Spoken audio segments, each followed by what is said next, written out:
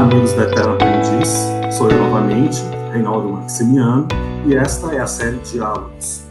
No capítulo de hoje, no episódio de hoje, nós recebemos a Viviane Loyola, uma amiga querida, uma profissional que eu trabalhei durante muito tempo em Belo Horizonte, somos de lá, tivemos um trabalho importante nas universidades lá, e a Viviane é publicitária, pesquisadora de mídias, professora universitária, e ela é mestra em Ciências Sociais pela UFMG.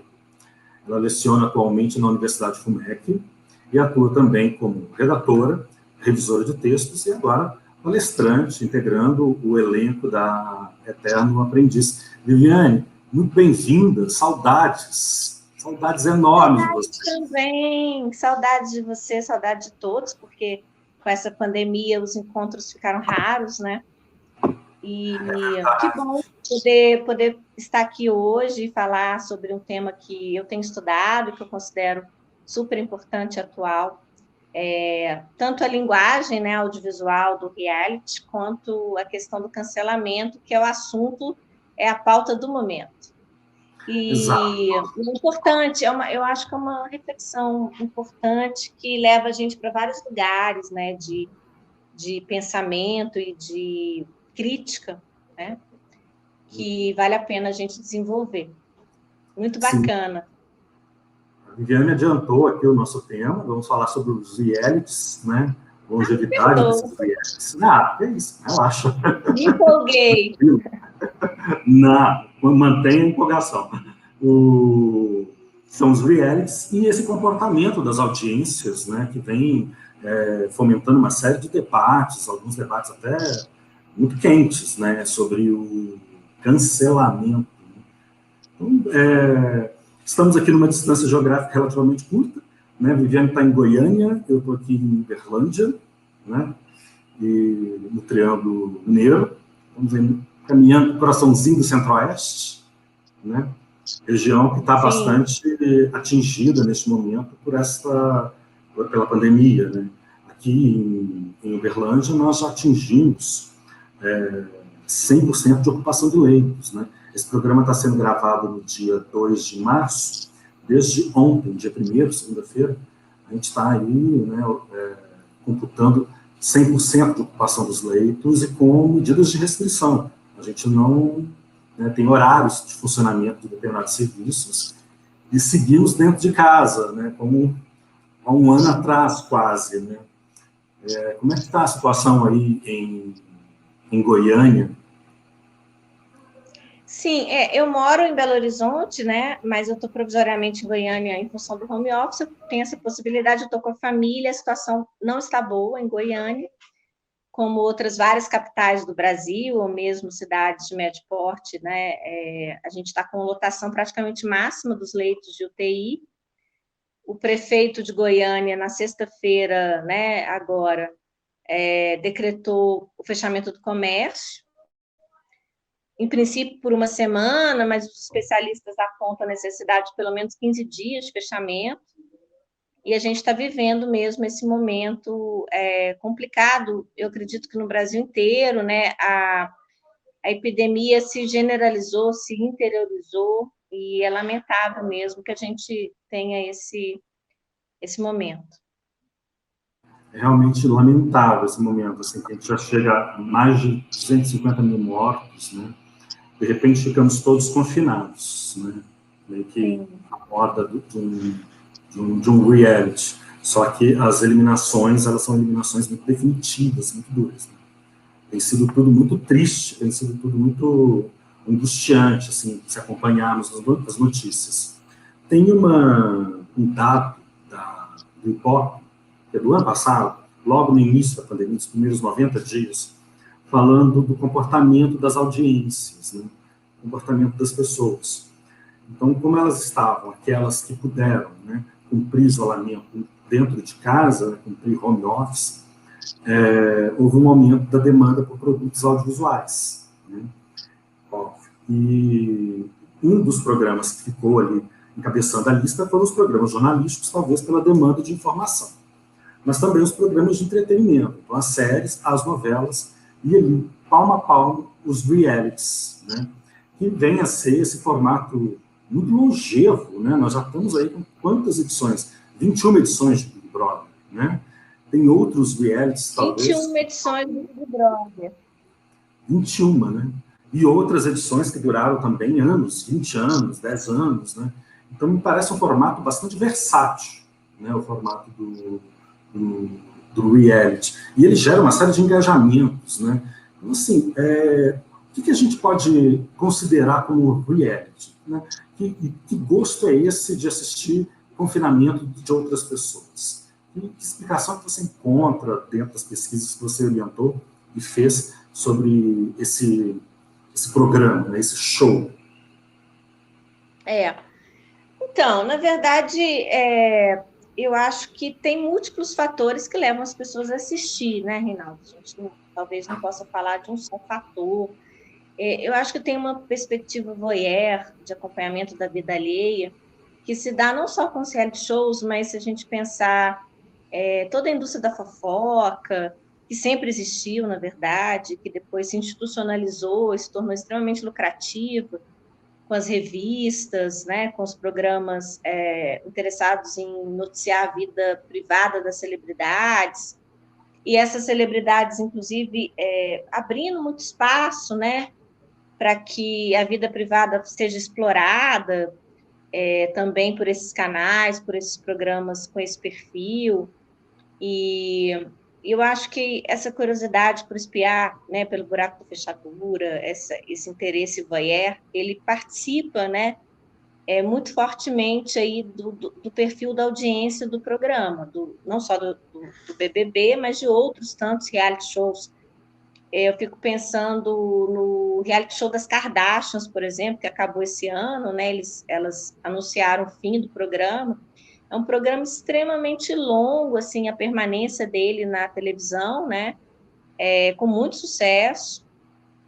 E até um perfil diferente, porque no caso das Kardashians, elas têm muito controle sobre a edição do programa. Então, o que é mostrado é exatamente aquilo que interessa a elas que seja mostrado. O BBB, por exemplo, ele tem um aspecto ali que muita gente tem debatido e considerado até um risco para as celebridades que estão participando do programa, que é o fato de você não ter controle sobre a edição, né? E a gente já não tem mesmo controle sobre o processo de recepção. O processo de recepção do público muitas vezes é surpreendente, é contraditório, não é necessariamente aquilo que o emissor espera, né, que seja. Então, essa edição agora, edição 21, teve essa característica muito marcante, né, de algumas pessoas que já tinham uma carreira aqui fora, um nome, uma imagem positiva, como o caso da Carol Conká, que de repente se viram prejudicadas, né? Não estou dizendo que ela não tenha contribuído para esse prejuízo com as atitudes dela dentro do programa, mas o fato é que ela perdeu seguidores no período que ela esteve no programa, ela foi extremamente criticada, ela está sendo processada, enfim, a imagem dela sai muito arranhada, né? E isso é de certo modo, uma novidade, porque o BBB tradicionalmente não tinha pessoas conhecidas, né? Assim, pessoas com uma carreira como, né, uma cantora já, com seguidores, com obra, né, com participação como apresentadora de televisão, e sempre trabalhou com anônimos, né? E agora nessas duas últimas edições lançou aí nessa tentativa de se reinventar essa ideia de convidar pessoas, né, da mídia, músicos, influencers, né, para trazer o público jovem, para reciclar a imagem do programa. Só que agora a gente já está discutindo se isso vai continuar, porque será que alguma celebridade, depois dessa edição do BBB 21, vai querer participar de um reality, sabendo que não tem controle sobre a imagem que está sendo gerada, e que o risco, a taxa de risco é muito alta. Na edição do BBB 20 deu certo, né? Babu Santana, Manu Gavassi, Rafaela Kalimann, se deram muito bem, né? Aumentaram o número de seguidores, ganharam oportunidade de trabalho. fãs, mas nessa edição especial, pessoas como Projota, como Carol Conká, não têm tido um bom desempenho e não têm tido uma boa reação do público com relação às suas posturas no programa, né? Então, será que alguma celebridade dessa natureza vai topar, né, participar do programa futuramente? Aí, alguns especialistas têm dito, sim, sempre vai ter gente que vai participar, sempre tem gente que vai topar, mas talvez mais um perfil mesmo de internet, assim, um Instagram, um influencer, né? Mas alguém com uma carreira dessa natureza, né, já com trabalho na música ou na televisão, né, não se sabe se é interessante participar ou muito não. incerto, né? É curioso, você tocou num ponto muito interessante, assim, porque as pessoas costumam ter uma ideia de que o reality show, ele é assim, ligou as câmeras e as pessoas estão ali interagindo diante delas, mas tem uma roteirização prévia que é importante que a gente preste atenção. Assim. Eu conheço algumas pessoas que foram entrevistadas para estar nesse programa, né, para participar de Big Brother. Então, assim, já havia, em edições passadas, uma preocupação com pessoas que geram determinado engajamento, né? Pessoas que têm ali um número X de seguidores no Instagram, no Twitter, Facebook, enfim, pessoas que tinham ali já um trânsito, não só pelas redes sociais, mas também pelas mídias, né? E resumindo, acho que é de um potencial de engajamento, né? Um potencial gerador de interesse. Você não acha que a própria escolha dos participantes, fazendo alguns tipos, por exemplo, vou puxar do melodrama, né? Aqueles tipos assim, o herói, o vilão, a mocinha, o palhaço, né? Porque sempre tem um ou outro que assume essas facetas, né? Que nos programas de ficção, que na telenovela, por exemplo, são pontos geradores de interesse, né? E também a marcação dos eventos, né? O dia da prova do líder, o dia da prova do anjo, o dia de atender o telefone, o dia da formação do paredão, a terça-feira da eliminação, são esses plots, né? Então, me parece que o reality show está bem perto dos programas ficcionais, né, do que necessariamente dos programas ditos não ficcionados, né? Como é que você se comporta diante dessas?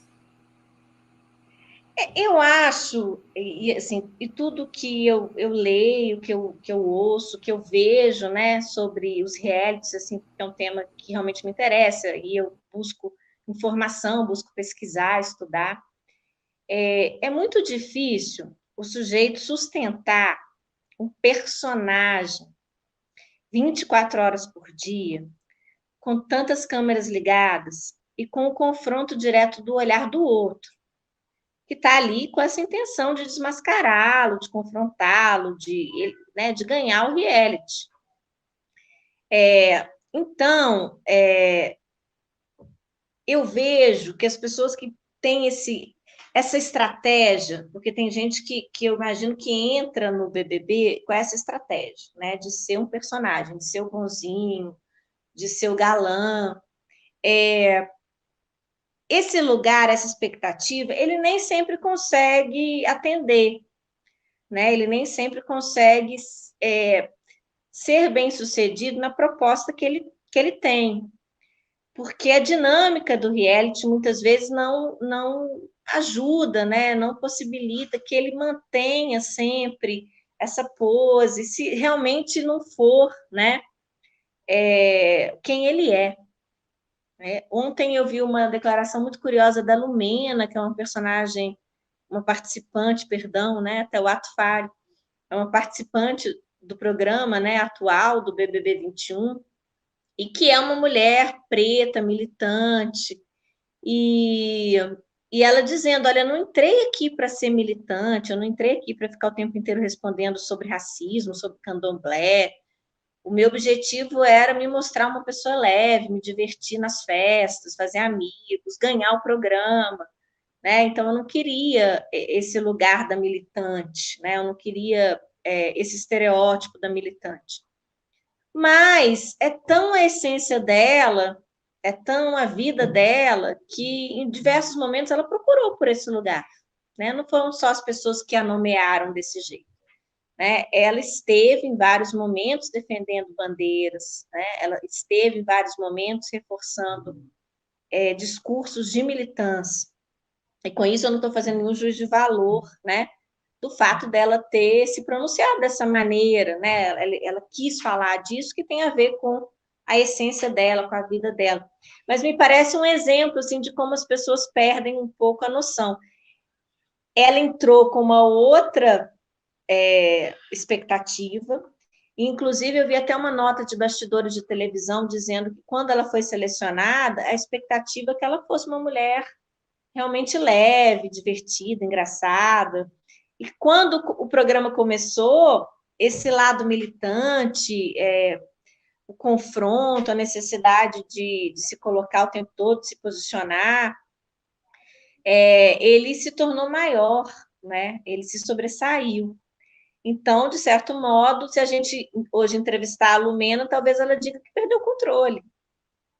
Ela não conseguiu reproduzir no programa exatamente aquilo que ela gostaria, ou mostrar para as pessoas exatamente o lado que ela gostaria de mostrar, né? Que ela tem, porque a gente também tem múltiplos lados, a gente não é só vilão, não é só bonzinho, não é só mal-humorado o tempo inteiro, né? A gente oscila, e acabou que tem múltiplas camadas, e ela ficou, assim como outros personagens da história do programa, né? Em parte por um movimento dela mesma, né? Em parte pela edição do programa, em parte pelo movimento do Twitter, que eu acho que hoje a gente tem uma edição que o Boninho controla, a gente tem uma edição que o Boninho não controla, que é o Twitter, né? Os memes que são gerados, tem um reality acontecendo fora do reality, né? Metalinguagem, praticamente. E isso também, de certo modo, é uma novidade, a participação cada vez mais efetiva e criativa das redes sociais. E tudo isso foi dando a ela essa peste de vilã, né? E depois de 4 semanas, se não me engano, de programa, é possível, mas é muito difícil reverter esse papel, né, do vilão. Uhum. Que ela ocupa, como eu falei, por uma convergência de fatores, pela edição, pelo movimento das redes, que recusaram, de alguma maneira, o jeito dela, a fala dela, e a gente está exposto a isso, a ser aceito ou não ser aceito, porque o nível de exposição é muito grande, Reinaldo. Uma questão que me pega muito é como que as pessoas aceitam participar de um reality. Qual o perfil de pessoa? É uma questão que eu fico pensando também, me pego pensando também, porque principalmente a pessoa que já tem uma carreira do lado de fora.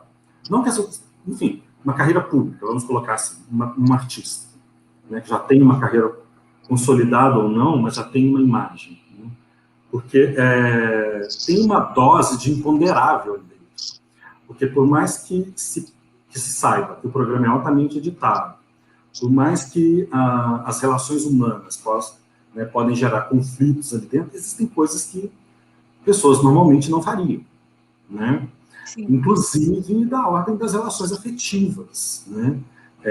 Que traz à tona também uma série de discussões que as militâncias aqui do lado de fora levantam as bandeiras ou então ficam apontando para identificar, né, posturas preconceituosas, homofóbicas, racistas, né, xenofobia, enfim. Porque o mundo aqui em fora não parou de girar porque as pessoas estão confinadas ali. Né? Só porque elas estão ali dentro daquela casa, o mundo gira. Né? E as coisas se sucedem. E você toca num ponto que não dá para negligenciar, que é cada vez mais a participação dos usuários das redes sociais e das mídias sociais. Porque uma coisa é a emissora que capitaliza diretamente ao investir ou produzir esse programa, né, como desenvolvedora do programa. E aí é esse ponto que você falou, né, que é o ponto em que o diretor do programa, é o ponto que o Boninho não tem como interferir, né, porque o programa acaba, mas no Twitter a cobertura continua ao longo de toda a madrugada, com postagem de cenas. 24 horas. 24 horas, com zoom, com câmera lenta, escuta de novo, não sei o quê, tudo com 1 minuto, 1 minuto e meio, né, de forma a ser rapidamente compartilhado. Então, é um programa que também gera muito compartilhamento e fortalece uma indústria criativa, né, um grupo criativo fora do programa, não contratado do programa. Né? Não recebe, não é bastante produtor para tal, né? Movimenta muito dinheiro, movimenta muita gente, um engajamento absurdo. Esse paredão que a gente teve agora, na última semana de fevereiro, que a Carol Conká foi eliminada, foi o recorde absoluto de audiência do programa, na história do programa, e foram 285 milhões de votos. Né? Isso é uma enormidade, é uma loucura. E a gente tem visto audiências muito significativas, investimentos publicitários também muito altos, e toda uma indústria, né? Inclusive a indústria da fofoca, os perfis de Instagram especializados em BBB, outras celebridades, né, que vivem praticamente de comentar o BBB. Enfim, é uma gama muito grande de interesses, né? Um volume muito grande de pessoas e de dinheiro envolvido numa produção dessa. Agora, eu só queria completar o que eu estava dizendo anteriormente, que é o seguinte: embora eu acho que é muito difícil você sustentar um personagem o tempo inteiro num programa dessa natureza, eu entendo que ele tem um arco narrativo dramático, que é importante que haja vilões e mocinhos. Essa dinâmica se repete, né, na história do BBB. Se você pensa o BBB 1, a primeira edição do BBB, a gente já está na 21, o ganhador foi o Bambam, o Kleber Bambam. E ele foi muito perseguido pelos outros participantes ao longo do programa. Né? Ele foi muito humilhado, ele foi muito escanteado, e o público se solidarizou com esse processo de exclusão que ele sofreu. Depois, o próprio BBB, que o Jean Willis foi vencedor, né? O Jean também passou por esse processo de exclusão dentro da casa. Então, o Jean e o Bambam não tem nada a ver um com o outro, são perfis completamente diferentes de pessoa. Mas, em comum, houve uma trajetória de exclusão e o público tende a se solidarizar com essa pessoa que foi excluída por um grupo hegemônico dentro da casa. Então, você tem uma repetição até, né, a cada edição, de alguns clichês, né? Assim, são questões que se repetem. O excluído que acaba virando o favorito ao programa, ganhar o programa porque ele foi excluído. Essa necessidade, né, de, a partir do momento que o público percebe, às vezes a pessoa, ela dá uma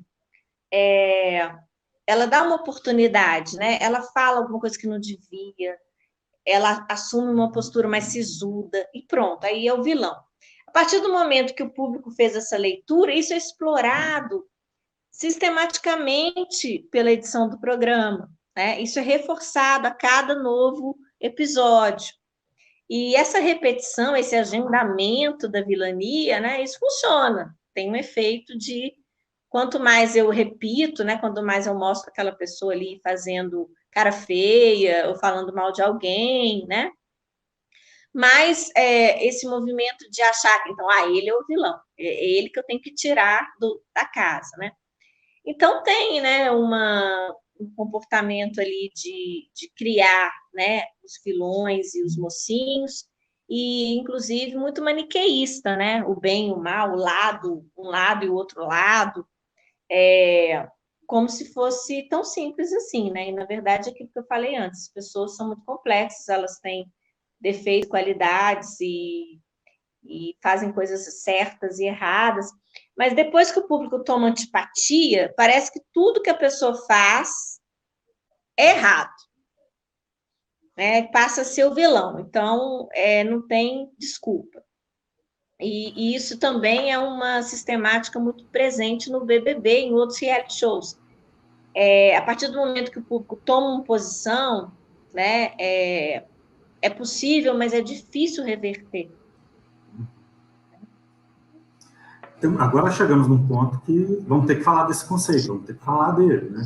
O que é cancelamento?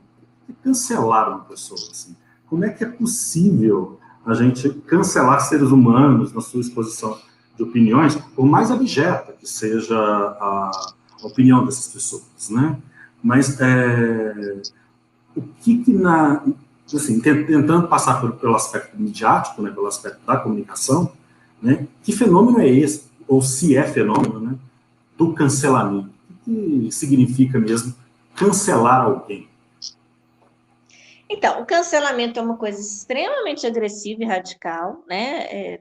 Não é a minha opinião pessoal, isso está dito, né, em todos os estudos, em todas as abordagens que a gente traz sobre o cancelamento. Não é uma mera crítica, né? Não é um esforço de construir uma crítica que possa até ajudar o outro a perceber os seus erros ou a se redimir, né? É alguma coisa taxativa, definidora. Eu não gosto de você, eu não quero seguir você, eu não vejo valor em você, eu vou falar mal de você sim, né? E às vezes até descamba para, né, para um cancelamento que se apresenta, né, se materializa em ofensas pessoais, ameaças, uma série de coisas extremamente questionáveis. Agora mesmo, nesse Big Brother, fazendo gancho entre reality show e o cancelamento, a gente tem notícia, né, de que família, por exemplo, da Carol Conká foi ameaçada, foi intimidada, o filho dela sofreu um pouco de bullying na escola. Então, é alguma coisa que descamba para um território de violência ali que é muito preocupante, né? E de ódio, é uma morte simbólica do sujeito, né? É bastante agressivo, né? O cancelamento. E essa postura do cancelador também, assim, de juiz, né? Você cometeu um erro imperdoável, não quero mais, né, saber de você, você não vai ter mais chance, porque, né, errou. Então, é um juiz bastante implacável. E o que chama atenção, né, na política do cancelamento, ou na cultura do cancelamento, né, que é a definição que a gente tem dado, é que um motivo bobo, fútil, pode ser motivo para cancelar alguém. Falta um pouco também do discernimento do ato cometido, né? Muitas vezes uma pessoa é cancelada porque fez uma piada, né? Porque falou uma palavra que o outro não gostou, né? Uma questão de linguagem. E não que eu não possa criticar uma piada, né? Muito pelo contrário, eu acho que esse é um ponto positivo, né? Essa ideia de que, né, no século XXI, as pessoas estão mais atentas ao discurso do outro e estão dispostas a reclamar e a denunciar quando perceber equívocos e abusos, né? Então, questões como piadas homofóbicas, racistas, que historicamente a gente sempre escutou em toda parte, que agora incomodam, ou talvez sempre tenham incomodado, né? Mas esse fórum das redes sociais possibilitou a viralização da insatisfação. Então, as pessoas comentam, as pessoas falam: olha, não concordo, não gostei, está errado. Problematizam questões que eu acho que são passíveis mesmo de serem problematizadas.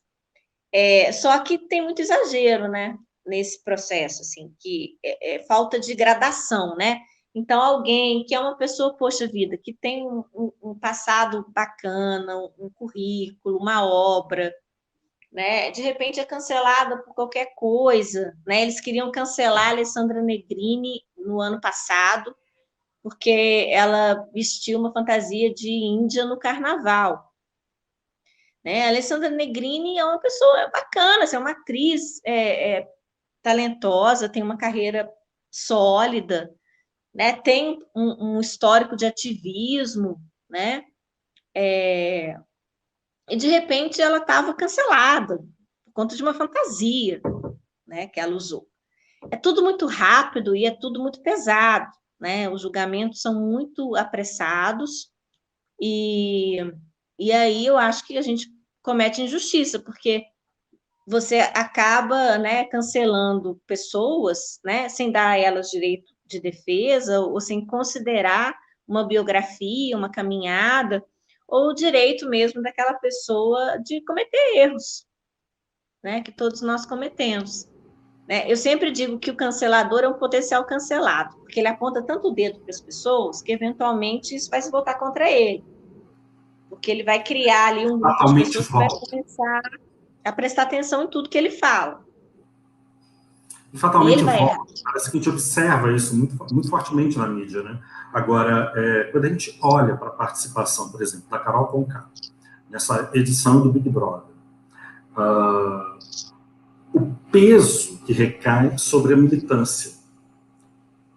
Porque, vamos lá, a militância é bastante criticada pela sua postura, talvez muito aguerrida, na defesa de determinadas agendas, de determinadas pautas, talvez porque tem que ser aguerrido nessas defesas mesmo. Mas usa-se também um outro termo, né? O cancelamento e aquele perfil que é o lacrador. E algumas pessoas costumam usar isso de uma forma pejorativa para falar da militância, né? Então, define a militância lacradora. Então, não é raro a gente entrar no Twitter, eu acompanho mais pelo Twitter, e ver a Carol Conká sendo definida como aquela representante de militância lacradora, como se fosse aquela militância que destrói o interlocutor, né? Caça a fala do interlocutor. É um momento, eu te pergunto, da militância também rever sua pedagogia? Rever suas estratégias de comunicabilidade, assim, a forma como ela se comunica com a sociedade, com eventuais opositores dos pensamentos e das ações delas, né? Que outra ensaiar uma resposta vai ser necessário, mas que respostas podem ser ensaiadas nesse movimento? Porque a militância fica exposta, principalmente a militância negra, né? A militância LGBT também. Então, uma das críticas, né, à política do cancelamento é justamente a ausência de diálogo. Porque, como eu vinha dizendo, é tão impositivo, é tão definidor, é ponto final, né, que a possibilidade de conversa, de diálogo, de perdão, de troca, de ensinamento e aprendizado, né, ela fica totalmente prejudicada. É um movimento de ira, né, que toma conta, né, no lugar do diálogo, no lugar de qualquer possibilidade aí de troca, né, ou de aprendizado. E isso é muito negativo, né, de modo geral, é muito improdutivo, né, você ter essa postura tão radical e tão fechada e não se abrir ao diálogo. Então, muito que se questiona é assim,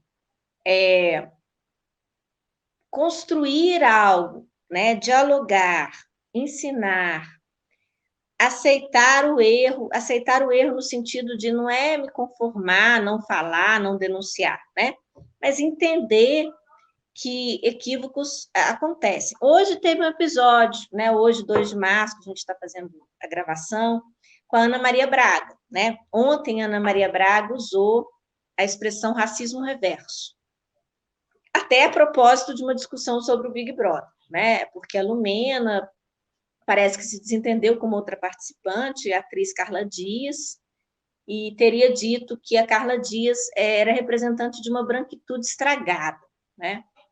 E aí, ao comentar essa fala da Lumena, que é uma análise que ela fez sobre o comportamento da Carla Dias, mas que é agressivo, né, dizer dessa maneira,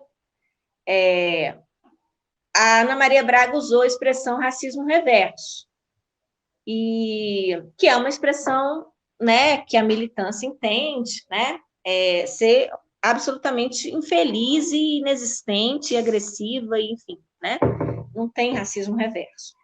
E hoje, no programa de hoje, ela fez um discurso, né, em que ela pediu desculpas por ter usado um termo que, de fato, ela chegou à conclusão que é equivocado, que ela foi escutar as pessoas reclamaram, ela foi ouvir as pessoas que reclamaram, ela foi ler, ela foi entender melhor o sentido da expressão, e ela se arrependeu e usou o espaço dela de mídia para falar a respeito desse assunto.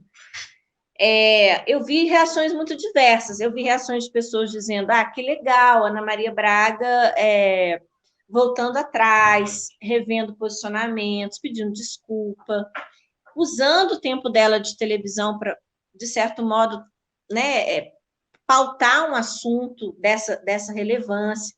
E eu vi reações muito violentas também, dizendo: mas agora não adianta pedir desculpa, porque você já falou, está falado, né? O estrago já está feito.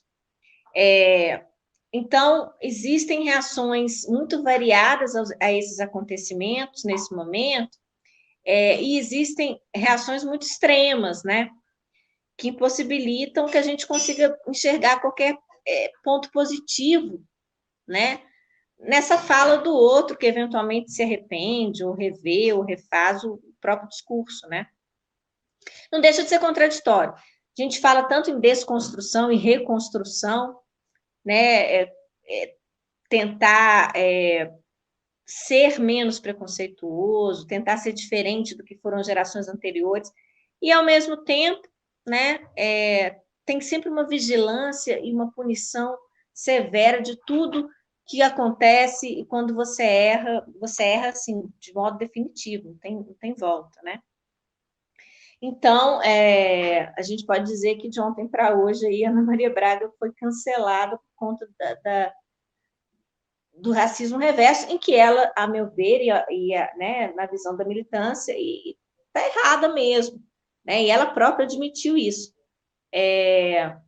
Mas será que ela merece crédito por ter admitido isso? Ou a gente simplesmente fala: olha, Ana Maria Braga, tchau? Como que a gente vai agir com relação ao erro do outro e a possibilidade do outro de pedir desculpas, de se arrepender? Sim, você tocou num ponto muito bom, que é inevitável não lembrar do livro que dá origem ao Big Brother, né? Mas aí não especificamente do programa em si, mas dessa sociedade, como é que eu vou dizer, com um sistema de redes, de mídias, né, muito integrado, muito ubíqua, né? Porque nós temos dispositivos como celulares extremamente abundantes em todos os lugares, né? Então, assim, em diferentes lugares, não todos, né? Então, a pessoa produz conteúdo em qualquer instante, fotografa, filma, tira print, sobe, né? Enfim, faz upload de post, enfim. Que é essa questão de uma vigilância e de uma punição, né? Uma vigilância que é muito dessa sociedade ali do 1984, né? Que é essa obra que empresta o nome, digamos assim, né? Que é de onde pegaram o nome do Grande Irmão, né? do Big Brother, assim. Estamos num Big Brother mesmo, a gente está muito nessa sociedade de ordem distópica, né? De vigiar e punir, vigiar e punir.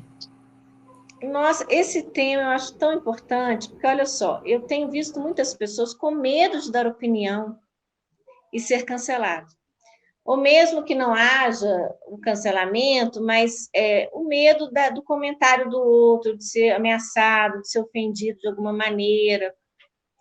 Então, para evitar um desgaste, né, um estresse, de uma reação extremada, as pessoas muitas vezes se omitem, né, de dar uma opinião.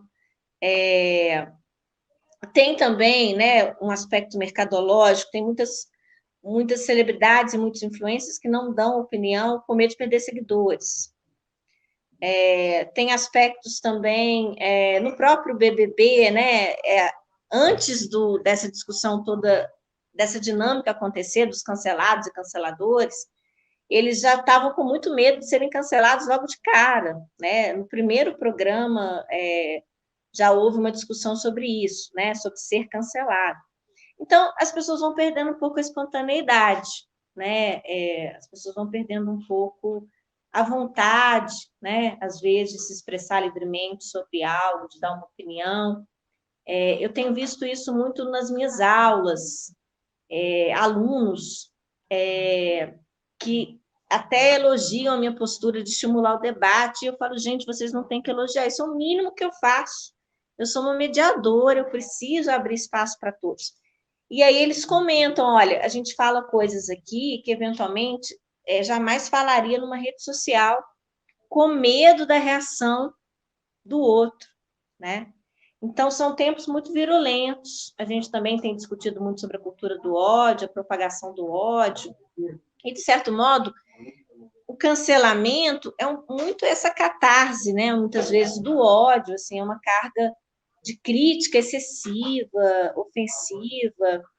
É bom separar também, né, o conceito de cancelamento, o conceito de crítica. Eu estava vendo outro dia uma psicanalista, né, estava dando uma entrevista dizendo, olha, eu usei a expressão denegrir, que depois eu cheguei à conclusão que não é legal. Um seguidor meu me colocou isso, olha, você usou a expressão tal e a gente tem uma bandeira de não usar essa expressão por isso, por isso, por isso. Ela ouviu aquela pessoa porque a pessoa foi coerente, gentil, clara, não foi uma ameaça, não foi uma acusação, né? Foi uma conversa, uma proposição de conversa. Vamos conversar? Né? Será que você precisa usar esse termo? Né? Você sabe a origem desse termo? Né? E ela gostou muito dessa dinâmica de ouvir as pessoas, né? E de refletir a partir daquilo que as pessoas diziam. E ela agradeceu esse seguidor e mudou de opinião, de postura, começou a se policiar um pouco sobre alguns termos que ela utilizava, a partir de um seguidor que deu um toque, falou, olha, não foi legal, eu não concordo, não acho legal. Mas isso de uma maneira racional, né, de uma maneira argumentativa, não foi um ataque, né, foi uma proposição de diálogo. Então, a crítica sempre existiu, sempre vai existir, é importante que exista crítica, né? A gente não pode abrir mão de um olhar que perceba, né, esses eventuais movimentos discriminatórios, por exemplo, né? Sempre que houver discriminação, eu tenho que falar, ou se eu não tenho que falar, né? Se eu não tenho essa obrigação, mas é interessante um olhar que seja capaz de detectar, né, esses fenômenos todos. Mas uma coisa é você criticar, outra coisa é você ofender, é você bloquear, é você stalkear a pessoa a partir disso, é você ameaçar. E tudo isso saiu bastante do controle, né? Assim, é alguma coisa bem exagerada, bem extrema. Viviane, estamos chegando ao fim da nossa conversa, a gente poderia ficar por horas.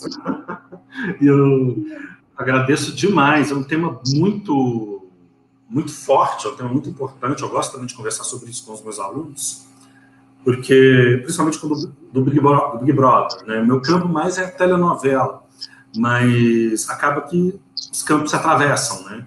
E fica muito oportuno para a gente enxergar algumas coisas que são da sociedade, né? As pessoas estão ali dentro num reality show, mas o mundo ainda habita dentro delas, né? Aquelas estruturas culturais, aquelas matrizes ainda estão ali, né? Essas determinações elas estão ali com ela, né?